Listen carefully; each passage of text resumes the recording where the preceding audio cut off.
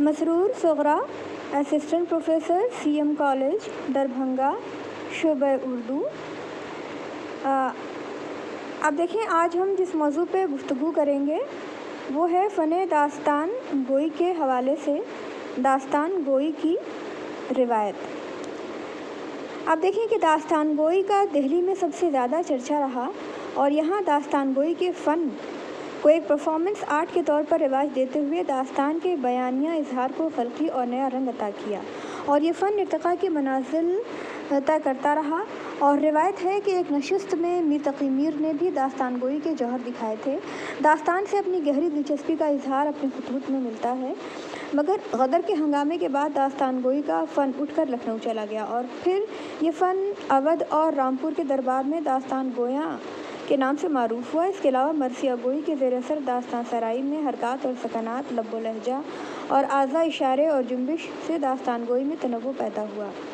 سہیل بخاری کے بقول دراصل پورے ایشیائی ادب کا مزاج عاشقانہ ہے، اس لیے داستان بھی محبت کے جذبے سے مستثنیٰ نہیں رہ سکتی تھی۔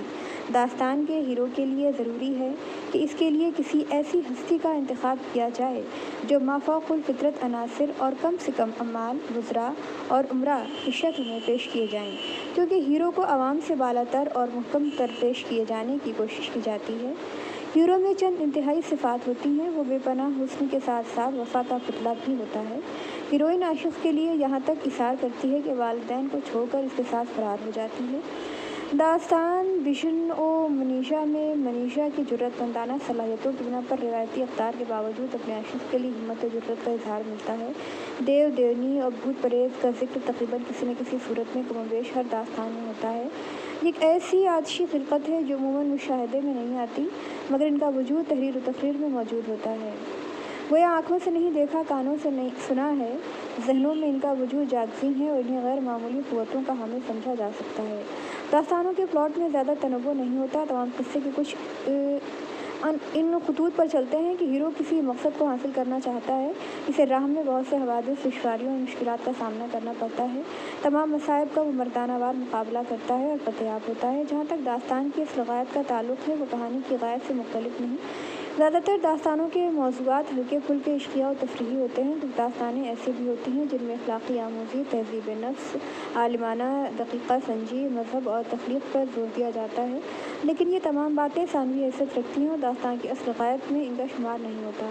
داستانی تکنیک کو کلچرل، اخلاقی اور دیگر مسائل کے لیے استعمال کیا جاتا رہا ہے تاکہ سننے والے یا پڑھنے والے ان داستانوں کو درس آموز کلیات کے طور پر شعوری یا لاشعوری طور پر ذہن نشین کر سکیں۔ داستانوں میں اخلاقی تعلیم یا مذہبی عناصر بھی موجود ہوتے ہیں، یعنی معلمین اخلاق اور علمبرداران مذہب نے بھی داستان کو اس مقصد کے لیے استعمال کیا ہے۔ ان کے ایسا کرنے کی وجہ شاید یہ ہو سکتی ہے کہ اخلاق و مذہب کے مبادیات تفریحی مطالعہ کے طور پر آسانی سے سمجھائے جا سکتے ہیں۔ تفریح اور عشق کا التزام کسی نہ کسی داستان میں ضرور ملتا ہے۔ اس کے علاوہ عجائب نگاری کی بہت زیادہ کوشش ہوتی ہے۔ طلسم و سحر، نرنگ و فسوں پر دفتر کے دفتر سیاہ کر دیے جاتے ہیں۔ بقول صغیر افراہیم، داستان دراصل زندگی اور اس کی حقیقتوں سے فرار کا دوسرا نام ہے۔ خواہشات کی تکمیل جب حقیقی عنوان سے نہ ہو پاتی، خود تخیل کے سہارے ان کو پورا کرنے کی کوشش کی جاتی ہے۔ اس لیے انسان جب اپنے حالات سے فرار حاصل کرتا ہے تو عموماً داستانوں کی دنیا میں پہنچ کر ذہنی و قلبی سکون حاصل کرتا ہے۔ سہیل بخاری کے بقول دراصل پورے ایشیائی ادب کا مزاج عاشقانہ ہے، اس لیے داستان بھی محبت کے جذبے سے مستثنیٰ نہیں رہ سکتی تھی۔ آپ دیکھیں کہ جب بھی داستان کی بات ہوتی ہے تو اس میں عجائب نگاری کا ذکر کافی ہوتا ہے۔ داستانوں کی دنیا میں پہنچ کر انسان اکثر و بیشتر ذہنی و قلبی سکون حاصل کرتا ہے۔ صفدر امام قادری نے لکھا تھا کہ اردو میں داستانوں پر گفتگو کرتے ہوئے ہم اکثر ان کی زبانی روایت کا تذکرہ کرتے ہیں۔ داستانیں تحریر کے قالب میں آنے سے پہلے زبانی روایت کا حصہ تھیں، لیکن اسی کے ساتھ ہمیں یہ بات بھی یاد رہتی ہے کہ داستانوں کو قلمبند کرنے کا سلسلہ بھی اردو کے حلقے میں بھی 400-500 برس سے بھی ضرور قائم ہے۔ اس میں کچھ ترجمہ اور کچھ بادشاہوں کی فرمائش کا بھی ہاتھ رہا، ورنہ صبرس جیسی کتاب آج سے تقریباً 400 برس پہلے کیسے سامنے آ گئی ہوتی۔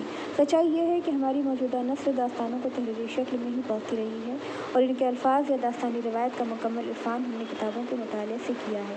حقیقت یہ ہے کہ چھاپہ خانے اور بدلتی ہوئی دنیا میں زبانی روایت کے معاملے محدود کر دیے اور رفتہ رفتہ ہم کتابوں میں سمٹنے کے لیے مجبور ہوئے۔ برصغیر پاک و ہند میں ویسے تو بہت سی داستانیں مشہور ہوئی، لیکن سب سے مشہور داستان امیر حمزہ تھی۔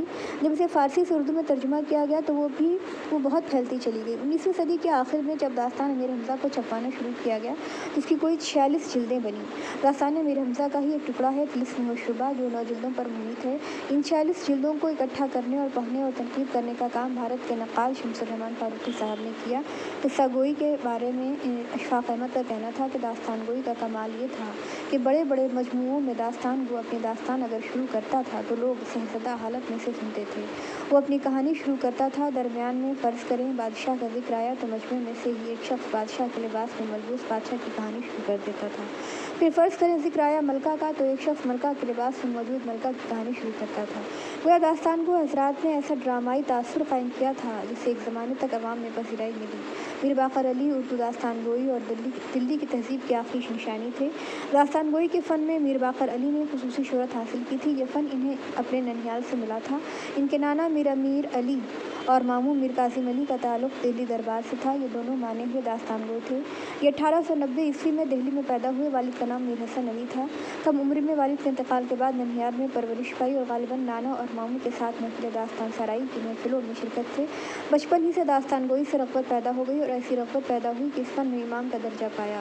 انہوں نے 18 مارچ 1928 کو دہلی میں انتقال فرمایا۔ شاہد احمد دہلوی نے ان کی داستان گوئی کی محفل کا نقشہ یوں کھینچا ہے کہ اجلی اجلی چاندنیوں کے فرش کھنچ جاتے، میر صاحب کے لیے ایک چھوٹا سا تخت لگا دیا جاتا، اس پر قالین اور گاؤ تکیہ ہوتا، سامعین گاؤ تکیے سے لگ کر بیٹھ جاتے، پان اور حقے کا دور چلتا، گرمیوں میں شربت اور جاڑوں میں چائے سے تواضع کی جاتی، یہ صاحب تخت پر براجمان ہوتے، کٹورے یا گلاس میں پانی منگواتے، جیب سے چاندی کی ڈبیا اور چاندی کی چھوٹی سی پیالی نکالتے، ڈبیا سے افیون کی گولی نکالتے، اسے دوائی میں لپیٹتے، پیالی میں تھوڑا سا پانی نکال کر اس میں گھولتے رہتے اور دوستوں سے باتیں کرتے رہتے۔ جب ساری افیون پانی میں آ جاتی تو روئی نکال کر اگالدان میں پھینک دیتے اور گھوٹوے کی چسکی لگا لیتے۔ اس کے بعد چائے کا ایک گھونٹ پیتے اور فرماتے، چائے کی خوبی یہ ہے کہ لب بند، لبریز اور لب سوز ہو۔ پھر داستان شروع کر دیتے۔ 16ویں صدی میں پنپنے والی داستان گوئی کی صنف کا سلسلہ ختم ہوئے زیادہ عرصہ نہیں بیتا۔ دلی کے آخری داستان گو میر باقر علی کا انتقال 1928 میں ہوا، لیکن افسوس کی بات یہ ہے کہ داستان گوئی کے قواعد کے بارے میں زیادہ کوئی علم موجود نہیں ہے۔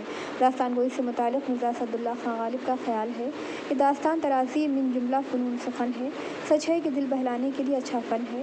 بقول کلیم الدین احمد، داستان کہانی کی طویل، پیچیدہ اور بھاری بھرکم صورت ہے۔ گیان چند جین کے مطابق داستان کے لغوی معنی قصہ، کہانی اور افسانہ کے ہیں، خواہ وہ منظوم ہو یا منثور۔ اس کا تعلق زمانے گزشتہ سے ضرور ہو اور جس میں فطری اور حقیقی زندگی بھی ہو سکتی ہے، اور اس کے علاوہ غیر فطری، اکتسابی اور فوق العادت، شاذ و نادر، فوق العجائب بھی ہو سکتے ہیں۔ افسانوں کی قسموں میں داستان ایک مخصوص صنف کا نام ہو گیا تھا۔ یورپ میں جو عاشقانہ داستانیں تصنیف کی جاتی تھیں اور ان میں کچھ کہانیاں ہیجان انگیز اور پرکشش ہوتی تھیں، وہ ہاتھوں ہاتھ لی جاتی تھیں۔ ان تخیلی عاشقانہ داستانوں کو رومان کہا جاتا تھا۔ رومان کی کئی قسمیں ہوتی تھیں۔ اردو میں تاریخ گوئی اور داستان گوئی ایک عرصے سے ہو رہی ہے، جس پر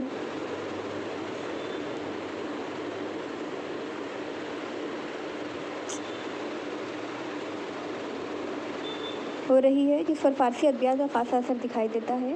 اس موضوع پر کئی کتابیں بھی لکھی گئیں۔ سلسلے میں تسلیم سہوانی کی بھی کتاب ہے، گبن تاریخ، کافی مشہور ہے۔ اس حوالے سے حافظ فیروز الدین کی کتاب تاریخی خزانہ ہے۔ آپ دیکھیں کہ اس سے طویل بھی گفتگو کئی داستانوں کے حوالے سے کی جا سکتی ہے، لیکن آج کے لیے اتنا کافی ہے۔ اگلی دفعہ جب گفتگو کی جائے گی تو داستان کا جو ارتقائی مرحلہ ہے اس پہ